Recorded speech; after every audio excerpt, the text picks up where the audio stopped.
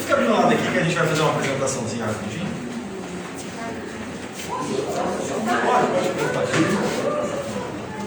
Boa noite a todos, estamos aqui com a presença da nossa ex-prefeita Tereza. Ela vai ministrar a aula de hoje, pensando sobre política e sociedade e a participação da mulher. Vou fazer uma leitura de uma mini bio dela. Então, a Tereza Surita concluiu no final de 2020 seu 5º mandato como prefeita de Boa Vista, com um índice histórico de 93% de aprovação popular.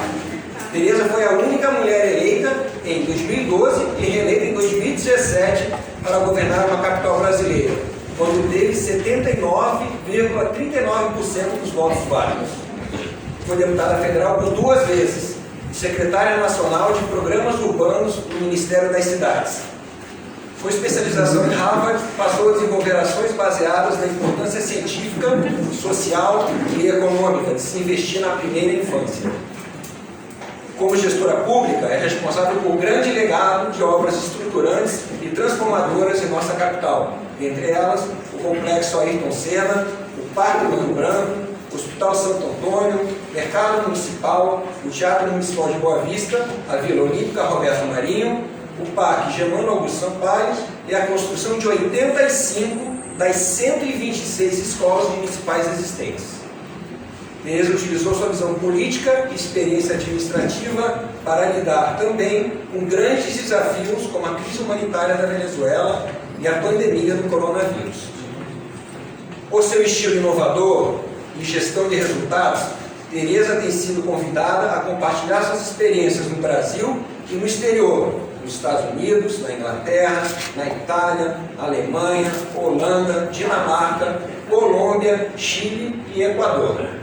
Atualmente ocupa o cargo de consultora geral do município de Boa Vista e integra a rede de líderes para a primeira infância na América Latina e Caribe. É parceira da Bernard Van Leer Foundation e da Fundação Maria Cecília Souto Vidigal e é comissária da Lancet Chatham House Commission de 2020 a 2022, que vai sugerir ações globais de saúde pública pós-Covid-19. Vamos tentar a abertura. Boa noite a todas. Boa alegria, hein? Hoje eu estou florido aqui.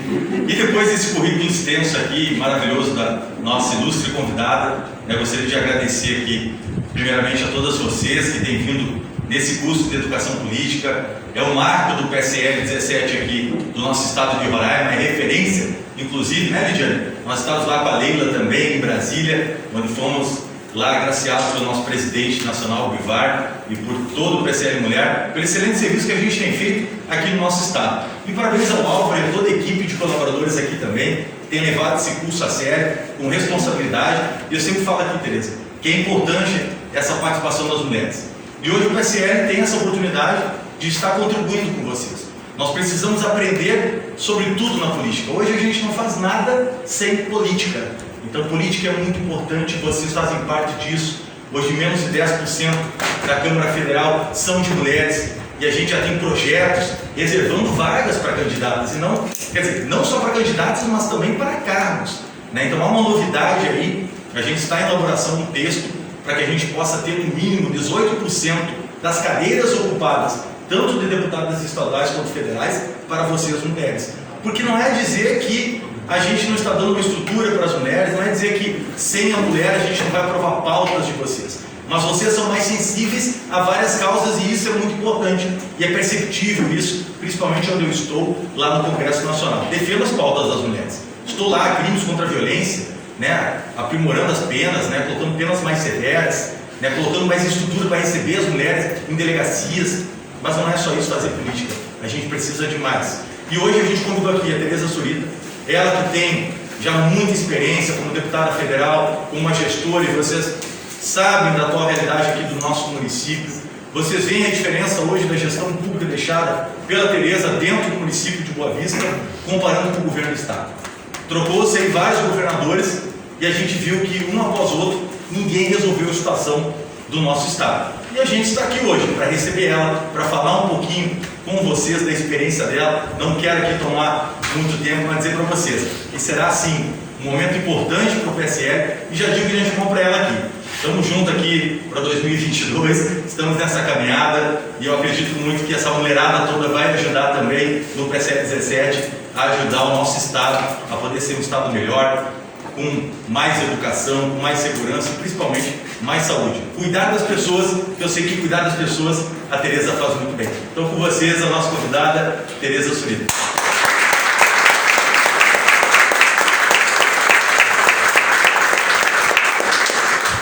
Bom, pessoal, eu primeiro quero agradecer muito a Nicolete e todo o PSL pelo convite. É uma honra para mim estar aqui hoje e dizer que não sabia que seriam tantas mulheres, né? Porque você tinha me dito que realmente é um encontro de mulheres, mas normalmente no encontro de mulheres a gente encontra muitos homens, e hoje a grande maioria realmente das pessoas que estão aqui são mulheres. E para mim esse momento é um momento muito importante, porque a nossa luta não é fácil, né? Eu vou falar aqui algumas coisas de experiência que eu tive, lembrar um pouco de todo o trabalho que foi uma mulher que idealizou na Prefeitura de Boa Vista, que foi o meu maior legado de vida, mas não é mais difícil para o nosso processo de ocupar o nosso espaço. E por uma questão não de ser homem ou mulher, mas por uma questão de capacidade, enquanto eu fui prefeita, 75% dos cargos eram ocupados por mulheres. E não foi escolhido, a Regiane sabe disso. Não foi escolhido, você vai porque você é mulher. Não. É pela capacidade, realmente, compromisso que as mulheres demonstraram durante a minha gestão.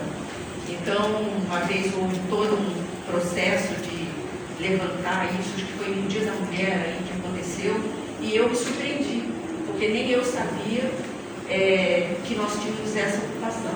Mas foi justamente pela competência que as mulheres demonstraram. E elas foram ocupando os cargos, então nós somos realmente muito capazes, embora o nosso caminho seja mais difícil. Eu vou fazer aqui uma apresentação para vocês, rapidamente, um pouco do que eu fiz, né? Dentro de Boa Vista, e um pouco da minha vida pessoal, porque eu falo muito pouco da minha vida pessoal. Normalmente eu falo muito do trabalho, mas as pessoas pouco me conhecem, né, como pessoa. Aqui é uma linha da história da minha vida, né? Eu cheguei aqui em 87, cheguei vindo como primeira dama do estado, que não era nem estado ainda, era território. Então, eu tinha 28 anos e foi uma experiência para mim bastante incrível, porque até então eu não me envolvia com política e de repente, como mulher do Romero, ex-mulher do Romero, ele veio como governador e eu vim com ele. Um fato interessante, fazia só 7 meses que a gente estava casados, então foi uma mudança de vida muito grande. E eu cheguei aqui em 87 e em 90 eu tive a oportunidade, quando o território passou a ser estado, de ocupar uma vaga como deputada federal, em função de um trabalho que foi realizado aqui entre o período de 87 até a eleição. Aí eu fui deputada federal e fui a mais votada do estado e a terceira mais votada do Brasil. Então foi uma experiência para mim, uma mudança de vida muito intensa, né? Eu tinha muita vergonha de falar em público. Eu tremia, que vocês não têm noção. Tremia a perna, tremia a mão, as palavras fugiam, porque foi realmente uma coisa assim muito rápida, mas ao mesmo tempo com muita visão, né, com muita busca de muito conhecimento nesse processo da política. E eu adoro política. Eu tenho uma vida de mais de 30 anos fazendo política. Meu pai era vereador.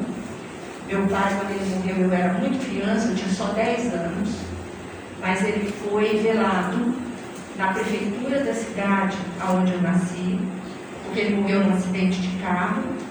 E essa imagem dele, para mim, foi muito forte, porque ficou aquela imagem dele sendo velado. A última vez que eu estava vendo meu pai, ele estava na prefeitura da cidade onde eu nasci, e como vereador daquela cidade fazendo oposição. Então a gente tem muita coisa em comum, talvez até inconscientemente, tudo colega, mas essa marca dele ficou muito forte em mim. Então eu tenho aí uma veiazinha política de família, né? Bom, depois de deputada federal, eu fui para o meu primeiro mandato de prefeito em 93. Aí terminou meu mandato em 93, e pouca gente sabe, mas em 98 eu saí candidata a governadora. Eu disputei a eleição contra o Neuto Campos. Claro, eu não tinha dinheiro, e eu me lembro que hoje eu encontro ainda muita foto de Polaroid. Eu tinha uma máquina Polaroid, e eu peguei aquela máquina, aliás, talvez nem, eu peguei aquela máquina e corri o estado inteiro. E até hoje as fotos aparecem, e eu queria muito, desde aquela época, realmente ter a oportunidade de governar o Estado, pela visão que eu via de desenvolvimento e tudo mais. Perdi a eleição, e em 2000, então, eu fiquei, assim que eu perdi a eleição, fui para o Ministério do Desenvolvimento Agrário, trabalhar como assessora do ministro e fazendo um trabalho junto ao INCRA. Então, eu trabalhei muito na regularização dos municípios, inclusive aqui no interior do estado, desde aquela época. Depois, o segundo mandato de prefeita, né? E que foi em 2001. 2005, a reeleição no terceiro mandato. Em 2006, quando deu 6 anos de prefeitura, eu fui tentar o Senado e perdi a eleição também. Então eu sei bem o que é ganhar e o que é perder. Eu tenho essa experiência como gestora também, como política, né? O que eu acho que é importante. E 2010, eu fui, 2009 na verdade, 2009, 2010 eu passei a ser secretária nacional de programas de planos do Ministério das Cidades, que também foi quando se fez o Minha Casa Minha Vida. Então foi uma experiência muito legal, porque a gente trabalhou nas favelas do Brasil, a gente trabalhou também criando Minha Casa Minha Vida, e para mim é um dos melhores programas que eu já fiz, né, na minha vida. Eu acredito em política pública, e foi uma experiência de muito conhecimento. Aí fui deputada federal de novo, e em 2011, como deputada federal, eu tive a alegria de ser convidada para fazer esse curso em Harvard, que mudou totalmente a minha visão em termos de políticas públicas. Eu acho que foi uma dos meus momentos mais importantes, realmente, de conhecimento. E aí eu vim para a Prefeitura de Boa Vista, que foram os meus melhores mandatos, os 2 últimos, a cidade já numa outra condição, que foi o 4º e o 5º mandato, onde eu terminei em 2020. Então, a minha vida política, ela não está começando. Eu, na verdade, eu estou terminando.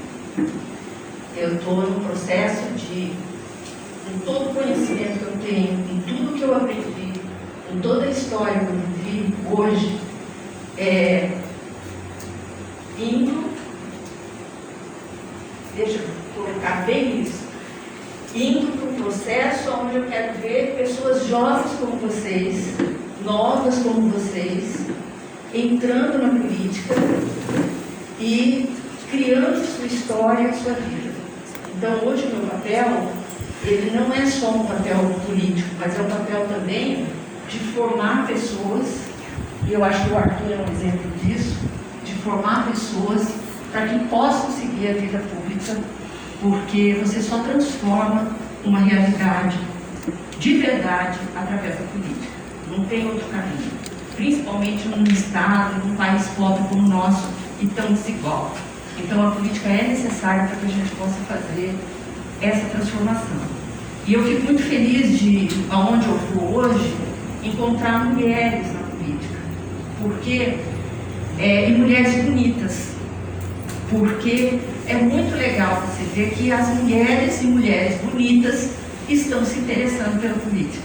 Então eu tenho andado muito no interior e tenho me surpreendido do número de mulheres disputando prefeituras, do número de vereadoras, do número de pessoas envolvidas, mulheres, na política. Então eu tenho muito orgulho disso mesmo, porque eu acho que, de uma certa forma, todo esse trabalho que eu tive foi uma inspiração que hoje eu deixo, né? Depois de toda essa história que eu já vivi. Bom, falar um pouquinho das causas femininas, antes de entrar no trabalho. A política não é um universo fácil para as mulheres. O tempo todo, e aqui os homens que estão presentes,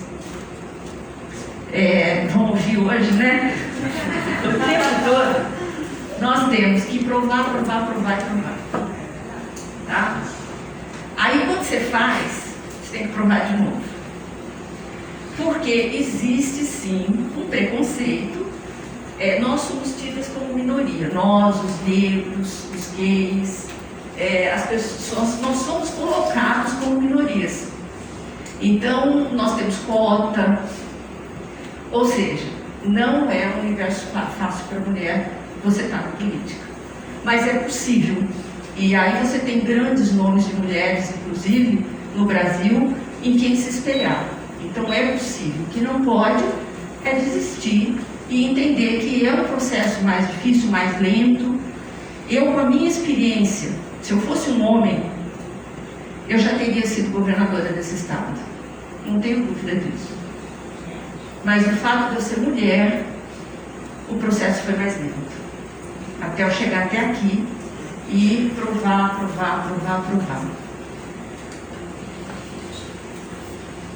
Foi preciso, né, na minha experiência, passar por muitas renúncias, inclusive pessoais, em termos de família, muitas dificuldades, para poder criar a minha identidade. E as pessoas verem a Tereza, e não alguém vinculada a ninguém. E não alguém que fazia alguma coisa porque tinha alguém por trás. Isso foi um processo lento também. E um processo construído durante muito tempo e com muitas renúncias. E eu não digo nem que é com relação à população, é ao meio político. Tá? E é um meio político, né, predominantemente masculino. Sempre o que eu fazia era entendido assim. Eu fazia porque alguém por trás de mim estava me dando força para fazer. Não era a minha capacidade, era alguém. Então, todas as vezes, até hoje, que eu apareço numa manchete de jornal nacional, é escrito assim: Tereza Surita, entre aspas, ex-mulher do senador Romero Jucá. Sempre. Eu já tive todo aquele histórico, 5 mandatos, papapá, 85%, quarto, não sei quanto de aprovação, não sei o quê. Tereza Surita, abre aspas. Eu nunca vi aparecer o Romero, que eu tenho o maior carinho, amizade, meu parceiro número 1, Romero Jucá, entre aspas.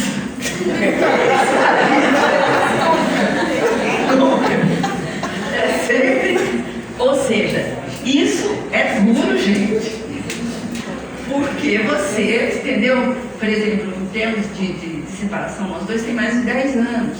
Mas até hoje existe esse preconceito. É um preconceito. mas é real.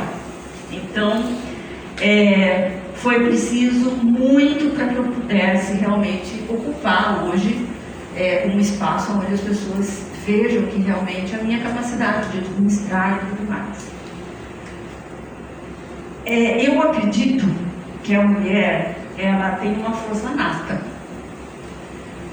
Outro dia eu estava assistindo um filme bastante interessante com relação a uma situação feminina, aonde na história a mulher passa por uma situação extrema, e quando existe um diálogo que fala assim: ela vai sobreviver porque ela é mulher.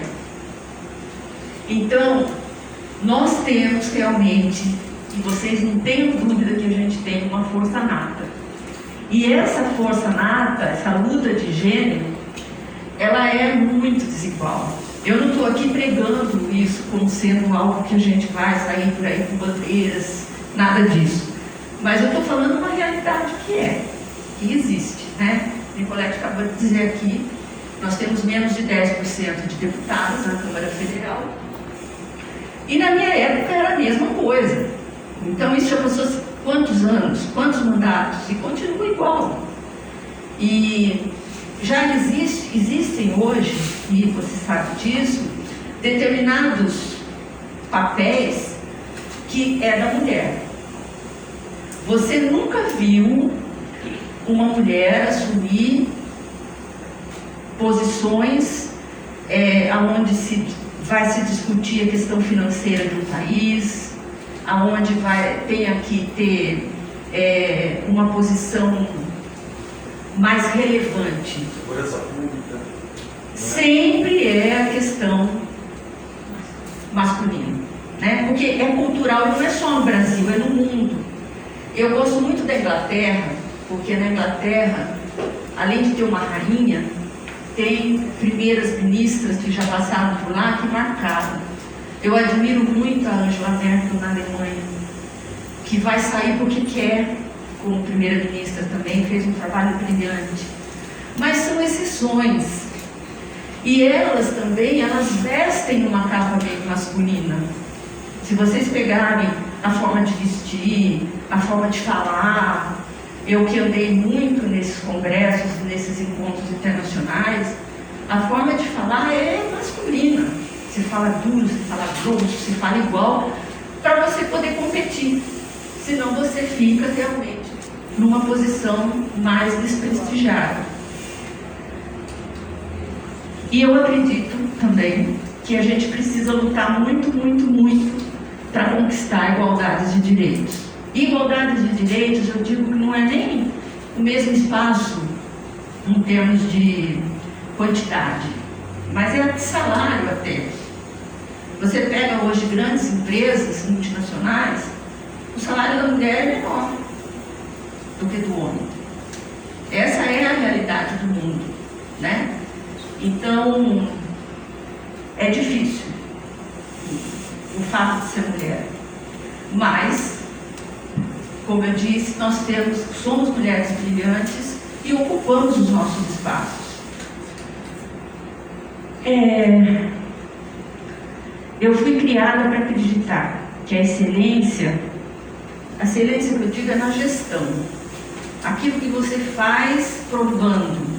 E o fato de você entregar o que é bom. Isso é a única forma que a gente tem para impedir o racismo e o sexismo. Porque aí não tem como argumentar o que você está fazendo. Tem que ser sempre melhor do que qualquer um. E eu sofro muitas retaliações por ser mulher. Ainda sofro. Uma delas é essa, né? De você abrir qualquer matéria e ver lá um parágrafo me identificando com uma história que não é minha há muito tempo.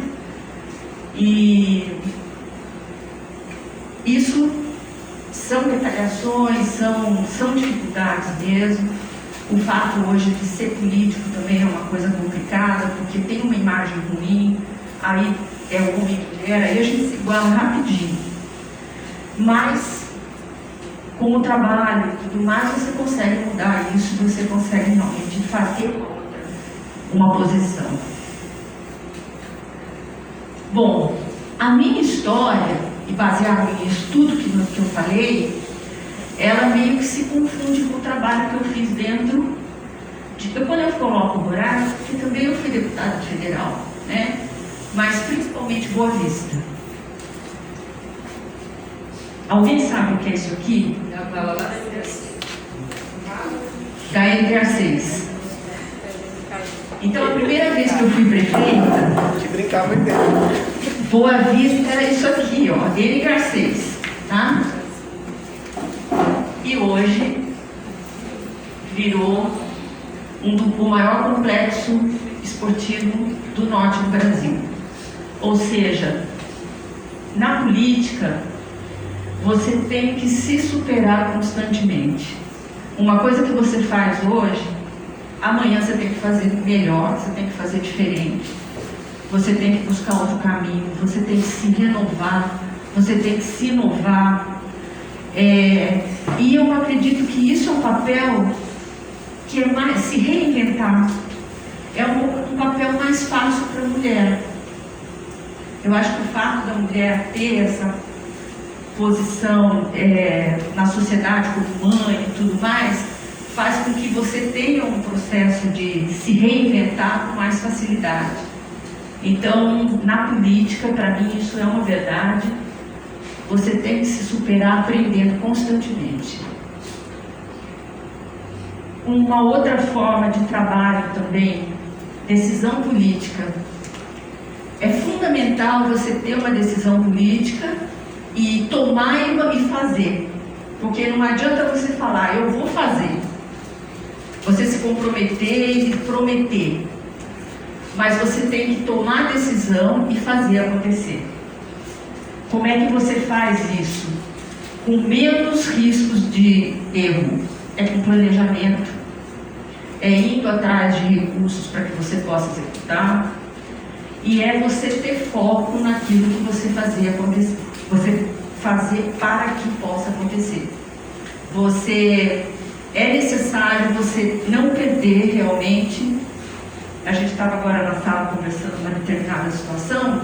É necessário você não perder o foco do resultado, para que você possa avançar nessa questão política e fazer a diferença. A política boa para mim é aquela que muda para melhor a vida das pessoas. Isso eu aprendi lá atrás com meu pai. Eu nasci numa cidadezinha de chamada São Manuel, no interior de São Paulo, pequenininha, do tamanho de Florianópolis. E lá nasceu também o Adhemar de Barros. O Adhemar de Barros é aquele político famoso que era governador de São Paulo. E a cidadezinha de São Manuel era tudo deles. Todas as fazendas em volta, todas as terras e todos os cargos políticos. E o meu pai resolveu brigar com a Adhemar de Barros. Então, por isso que eu falo, eu nunca me intimido com pressão, porque eu nasci nesse processo. Aí, meu pai, fazendo oposição ao Adhemar de Barros, a minha mãe era professora. Aí minha mãe não conseguia vaga para dar aula na sede da cidade. Ela pegava um ônibus às 5 da manhã, chegava na estrada, parava, pegava uma charretinha, um cavalo, andava alguns quilômetros para chegar numa escola, numa fazenda qualquer, para poder dar aula. Então essa é a minha formação de luta dos meus pais. Então, para mim, quando eu falo melhorar a vida das pessoas através da política, é porque desde criança eu vi a luta que foi da minha mãe e vi como é importante uma decisão política sem perseguição, sem tudo isso que a gente conhece muito bem, né, que até hoje você vê não mudou tanto, mas que mostra que através da política você pode realmente ou dar uma condição melhor ou dar uma condição melhor ou pior para as pessoas. E eu pude vivenciar isso com a minha mãe durante muitos anos, quando eu era criança, inclusive depois que meu pai morreu, e ela continuou nessa vida de pegar lá a charretinha e poder assim cuidar dos 4 filhos que eles tinham, né? Eles têm, graças a Deus, todos os filhos. Aí entra de novo aquilo que eu falei. A diferença de um político para o outro não é o que ele diz, mas é o que ele faz. Principalmente em véspera de eleição, é muito comum você fazer pesquisa e apresentar o que as pessoas querem ouvir. E aí, confunde muito a cabeça das pessoas, porque o Zezinho, o Luizinho e o Huguinho não falam a mesma coisa. Aí você vai escolher alguém e depois vai ser feito aquilo que foi dito. Então, a grande diferença entre um e outro não é aquilo que se fala, porque hoje você tem muitas ferramentas para poder ser guiado e disputar a eleição, no caso uma eleição, mas a diferença é o que você faz depois que você tem o mandato na mão. Aí sim você sabe a diferença entre as pessoas. Isso é importante, por isso que na hora que vai escolher um político, é muito importante você ver a história dele, se tem coerência ou não. Porque se você para e olha a história, aí você não erra na sua escolha. Bom, como que eu vejo um bom gestor público trabalhando? É necessário construir um planejamento econômico com um projeto de desenvolvimento. Um dos problemas maiores que eu vejo nos gestores é que eles ganham os seus mandatos e não sabem o que fazer depois.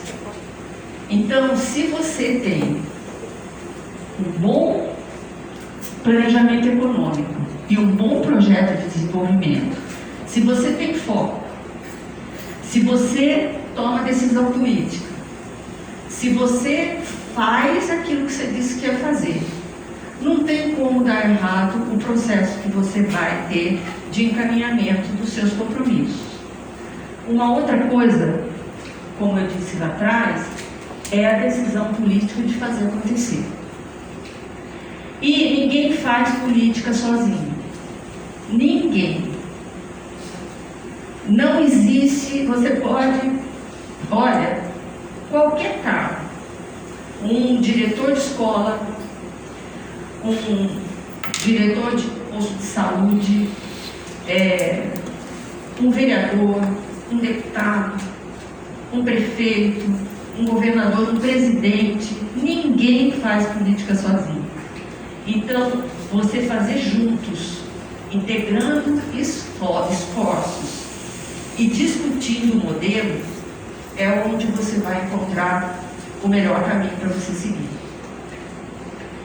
Identificar fontes de conhecimento dentro da nossa realidade.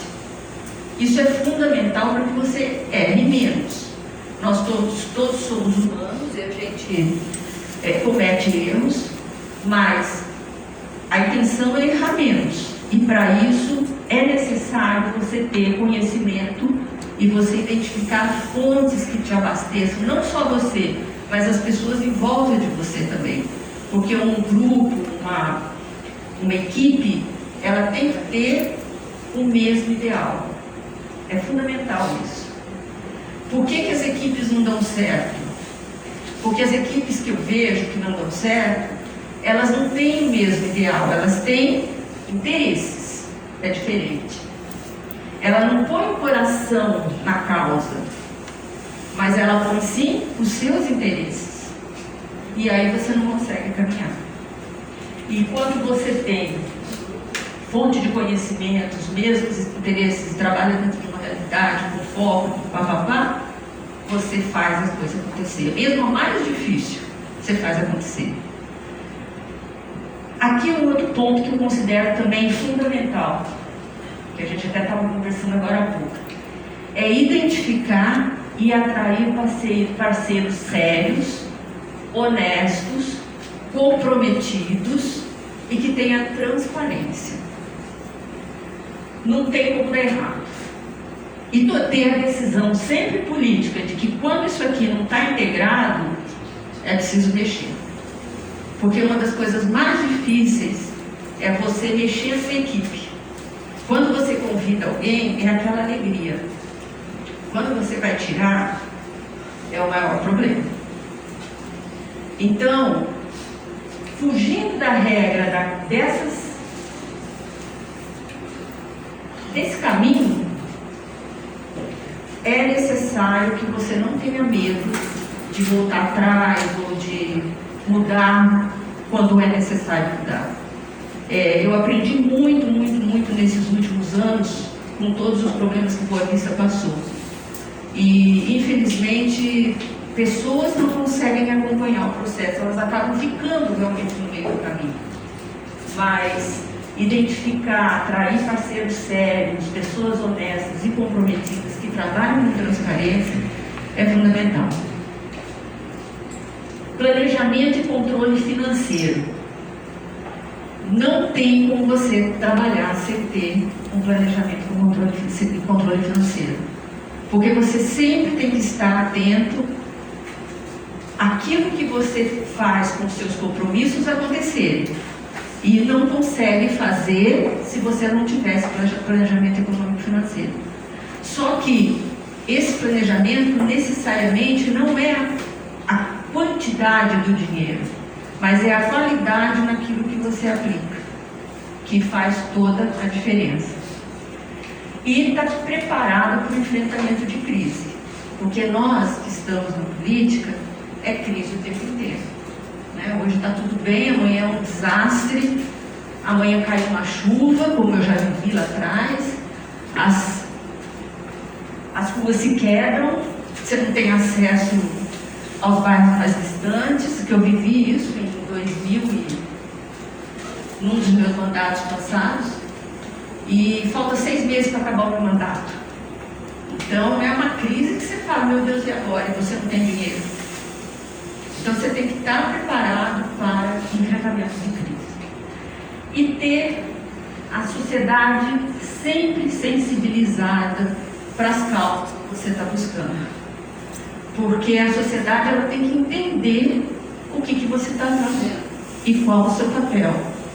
E uma coisa que você não consegue realmente é enganar as pessoas por muito tempo. Você até pode enganar por um tempo, tem até um ditado que fala isso, um ditado popular, mas você não consegue por muito tempo. Então, a sensibilização da sociedade para as causas estruturantes do que você está fazendo sempre tem que estar muito claro no seu papel de trabalho. Bom, meu compromisso foi sempre olhar para as pessoas e se importar com elas. Eu acredito que as obras são importantes, acredito que a mudança ela acontece com obras estruturantes, mas quem faz as obras são as pessoas. E a política, ela é feita para você levar, através dela, uma qualidade melhor de vida para as pessoas. É muito comum as pessoas ganharem seus cargos, seus mandatos e esquecer a população lá fora. Então, isso também é o papel do gestor. Não deixar que a sua equipe perca o foco de que lá fora tem milhões de pessoas esperando as suas decisões que são internas. Educação. Educação, para mim, educação de qualidade é o único caminho que eu conheço para mudança. E vou falar para vocês, hoje eu tenho andado muito no interior, eu me assusto, porque quando eu falo em educação de qualidade no interior, as pessoas não entendem o que eu falo. Porque educação de qualidade no interior hoje é colocar a criança numa escola. Não é você discutir um plano de ensino, não é você buscar ensinar tecnologia, você ter equipamentos de qualidade, não.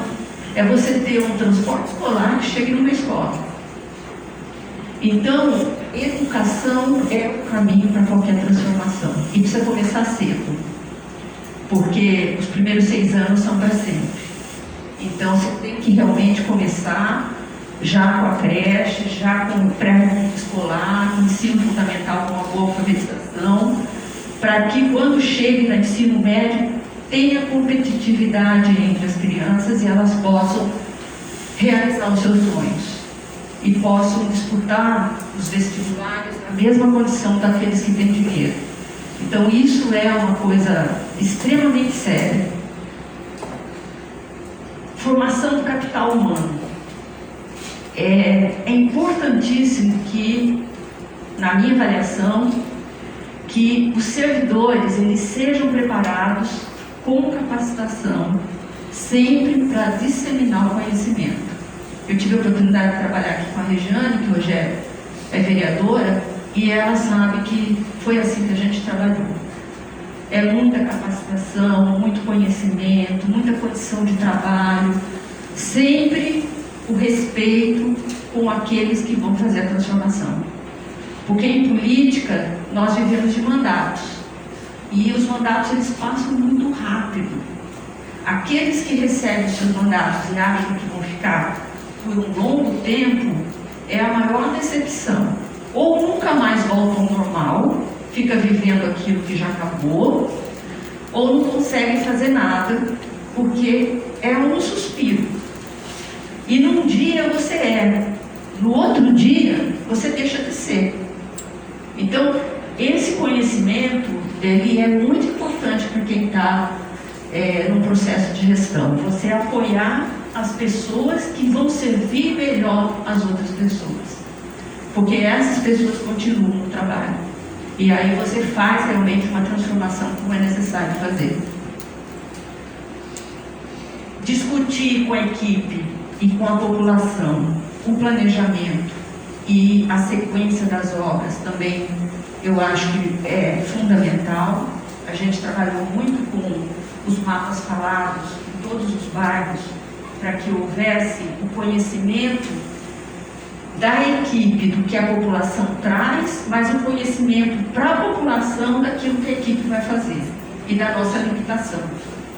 Então, esse planejamento de discussão, ele faz parte do processo para você ter a sociedade sensibilizada que a gente viu lá atrás.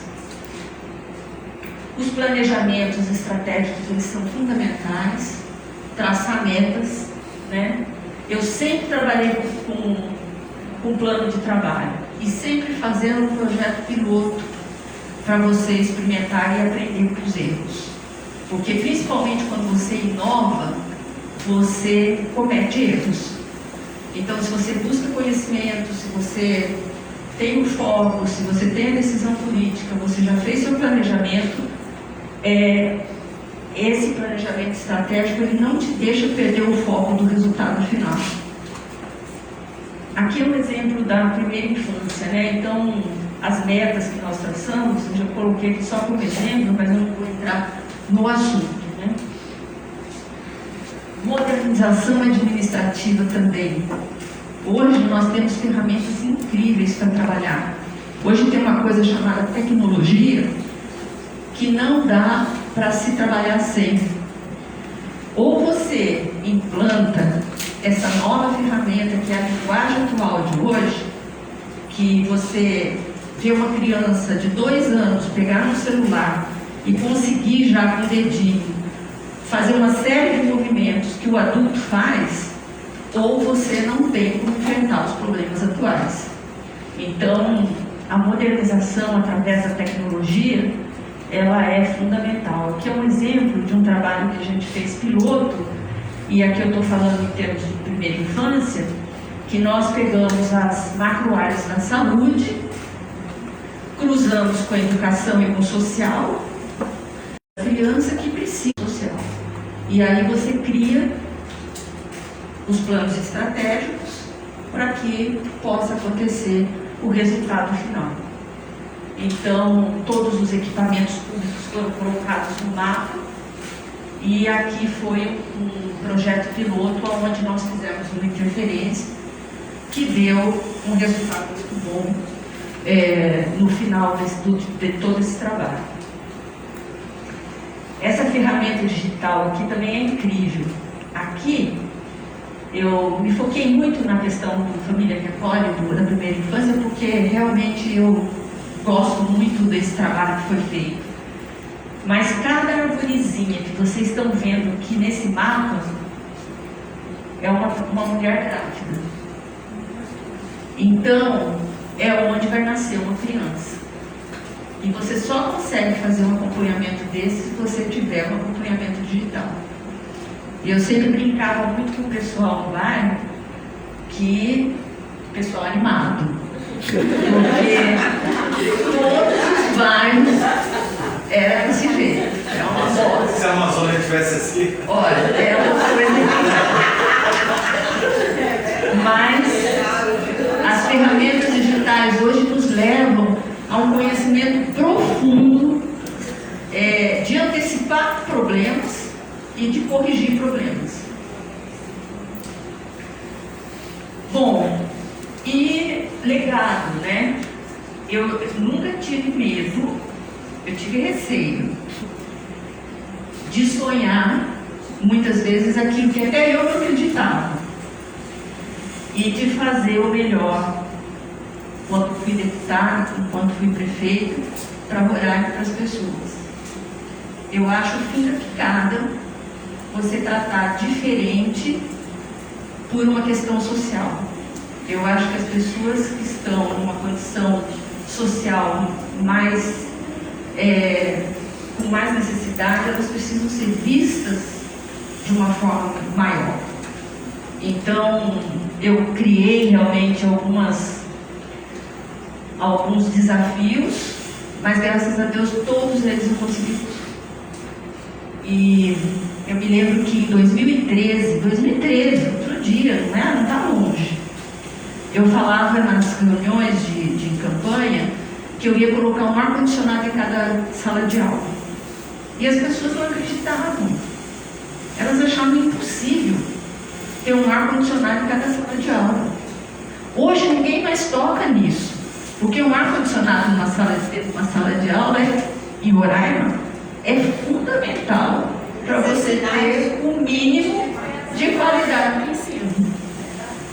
Então, a Vila Olímpica, a Orla, o Ayrton Senna, o Parque do Rio Branco. Quando eu falei pro pessoal, nós vamos tirar o Parque do Rio Branco, nós vamos tirar o Beiral, foi uma crise interna. Porque como que você vai tirar o Beiral? Aí nós usamos ferramentas tecnológicas, nós fizemos um planejamento estratégico e conseguimos realmente fazer um trabalho onde todos que saíram com uma condição melhor. E foi seguindo exatamente esse padrão. E confiança. Sem confiança você não consegue nada. Você não consegue ter um relacionamento, nem com o teu filho, se não houver confiança. Então, estabelecer confiança com as pessoas, que elas olham nos teus olhos e falam: você está falando e eu estou confiando no que você está dizendo, é um dos pontos que eu considero assim, mais importantes para você ter sucesso na questão da política e da administração pública.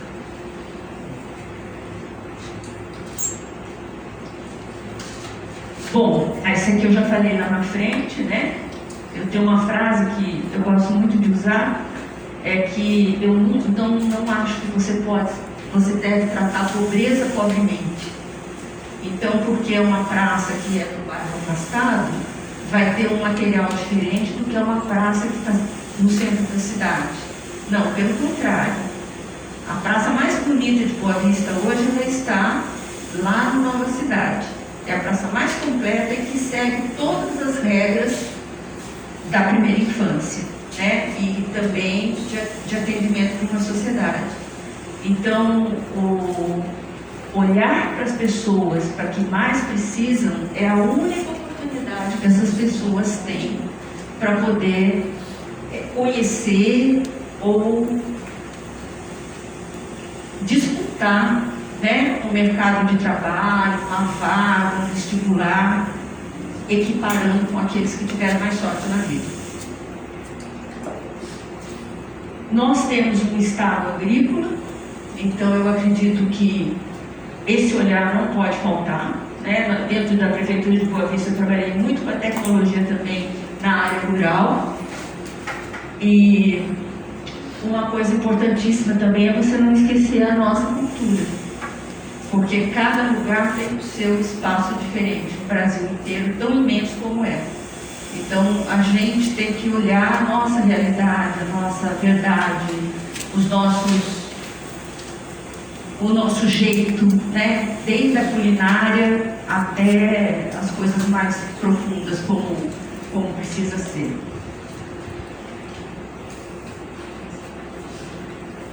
Falando agora em Olimpíada, vou falar mais para frente, mas eu vou falar mais para frente. Uma das coisas mais importantes também que a gente fez, né, como legado foi trabalhar com as placas solares, com a energia solar. Hoje, Boa Vista é o município do Brasil que mais gera energia limpa solar de todo o país. Isso hoje nos dá uma condição de respeito que vocês não têm ideia. Então, não sei se todos vocês sabem, mas nós criamos uma usina de 5 megas. Nossos prédios públicos são com energia solar. Então, por exemplo, no teatro, ele é todo abastecido de energia solar. O terminal de ônibus é com energia solar. O mercado municipal, o prédio da prefeitura, né? Aqui é a Secretaria de Meio Ambiente que abastece os abrigos de ônibus. E começamos tudo no projeto piloto lá na comunidade do Garoura, que agora virou essa usina para abastecer a escola, porque agora já chegou lá a energia pela rede, mas a usina passou a atender as pessoas, a escola que foi construída. E aqui no Garoura tem uma história interessante, que a gente fez um levantamento, né, para fazer o projeto piloto, casa por casa, e equipamentos que eles usavam. Então nós levantamos X casas, e o que as pessoas usavam? Uma televisão, eles usavam um ventilador, e coisas muito simples. E nós projetamos para isso. E eles começaram a viver uma realidade que eles não conheciam. Então, primeiro, eles não entendiam por que eles não precisavam pagar mais o óleo, que era o motor na época, para poder ter energia. E depois, eles começaram a pensar, eu não preciso pagar energia, eu não preciso pagar o óleo. Então, eu quero uma máquina de lavar roupa. Eu quero, e começou a aumentar o número de equipamentos, eu quero um liquidificador, eu quero... E quando nós vimos, em muito pouco tempo, e isso foi a experiência do projeto piloto, em muito pouco tempo, já precisava aumentar a usina pela mudança de comportamento que você levou para as pessoas. Então foi muito legal essa experiência. E hoje, com esse trabalho, com essa estratégia, a gente tem parceiros no mundo inteiro. Aqui é um exemplo. Quando lê meu currículo, eu falo, puxa, eu falo em tantos países e tudo mais, né? Mas realmente é possível fazer, nós somos interessantes, nós temos um potencial incrível de desenvolvimento, a gente ainda tem uma condição de estar na Amazônia, isso chama muita atenção. Então, nós conseguimos parcerias em todo o mundo e pessoas que nos encheram de conhecimento, nos abriram oportunidades, nos trouxeram capacitação, fizeram convênios, ensinaram para a gente muita coisa. E com isso você tem hoje um resultado de trabalho reconhecido, aonde mesmo com parênteses que ainda continuam, as pessoas sabem que uma mulher, né, como eu e como vocês, né, que nós somos capazes realmente de idealizar e de fazer acontecer aquilo que é mais incrível, que seja mais impossível. Então, como mensagem final, eu quero que vocês acreditem em vocês. O dia que eu liguei para a Regiane, eu falei, Regiane, você vai ser vereadora. Aí ela falou, será? Falei, vai. Eu sei ler alguém que tem capacidade, você vai ser vereadora. Aí começou a campanha. E aí essa menina deu um show. E ela concorreu com pessoas que até o final, homens diziam, não, fulano vai ter mais votos, ciclano vai ter mais votos. E a Regiane ganhou a eleição. E ganhou sem dinheiro, com muito pouco, mas com confiança da população, com trabalho mostrado. Então, gente, nós temos, é uma formação nata nossa de mulher. E nós não vivemos sem os homens no mundo, eles são importantíssimos. Aliás, eles nos preenchem o coração. De verdade. Mas nós não temos a mesma força física, mas nós temos a capacidade de inteligência e de condição de enfrentar qualquer problema que os meninos têm. Então fica aqui a minha experiência, né? Um pouco de tudo que a gente viveu, e eu espero que vocês entrem para a política de verdade, façam uma longa e bela carreira, todo mundo. E parabenizar o Nicolete por esse encontro. Eu acho que são coisas assim que fazem a diferença, inclusive porque nem todos os homens têm esse preconceito. E nem todos eles têm essa visão dessa disputa onde o homem, por ser homem, teria mais oportunidade e condições que as mulheres. Né? Um exemplo desse é o que a gente está vivendo nessa sala. Então, obrigada, Nicolete, pela oportunidade. Desculpa ter colocado tudo isso, mas... Dá vontade a noite toda. Não só essa noite, mas foi um prazer para mim estar aqui com vocês hoje. Tá? Obrigada.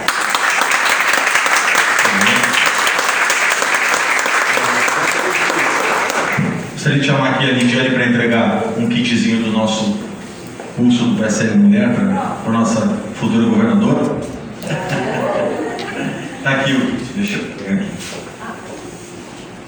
Ei, Lidiane, passa aí a honra do PSL Mulher. Que apresentei aqui ao lado do Nicolete nas eleições, candidata a vice-prefeita maranhense. Assim, nunca tinha sido política na minha vida, mas assim, mesmo dos outros lados que a gente está, sempre uma inspiração. E essa palestra hoje demonstrou que realmente você é muito mais do que a gente imaginava. Muito obrigada por você.